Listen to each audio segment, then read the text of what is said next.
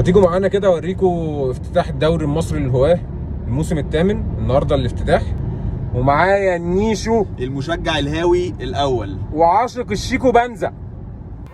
ايه هي الخدمات اللي بنقدمها؟ احصائيات لكل لاعب، المباريات بالكامل متصورة ومذاعة على قناة 3 بونت على يوتيوب، تحكيم ممتاز بشهادة كل اللعيبة في الادوار المتقدمة، بنجيب حكام درجة اولى، سوشيال ميديا كفرج، كل المباريات بيكون فيها دكتور علاج طبيعي واصابات كابتن عمر ملاعب. الالماني رئيس مجلس اداره المانيا شخصيا، استاد القاهرة لملعب 5 في الدفاع الجوي، من مدرجات مستشفى الحسين الجامعي. جميع الفرق وجميع الاعمار وجميع المستويات كرة القدم.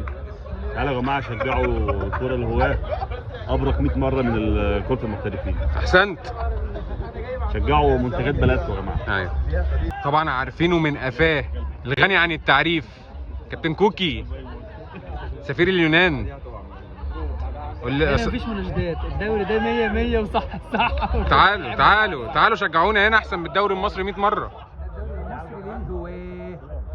للهواه زي ما انتوا شايفين، احنا الدوري عندنا 14 فرقه متقسم ما بين مجموعتين، مجموعه في الشيخ زايد ومجموعه في التجمع الخامس.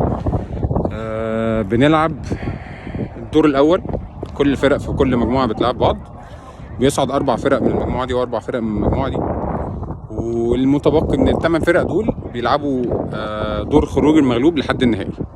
لو عايز تعرف اي تفاصيل عن الموضوع ده تقدر تبعت لي او تكتب لي في اي كومنت وانا هرد عليك بنفسي.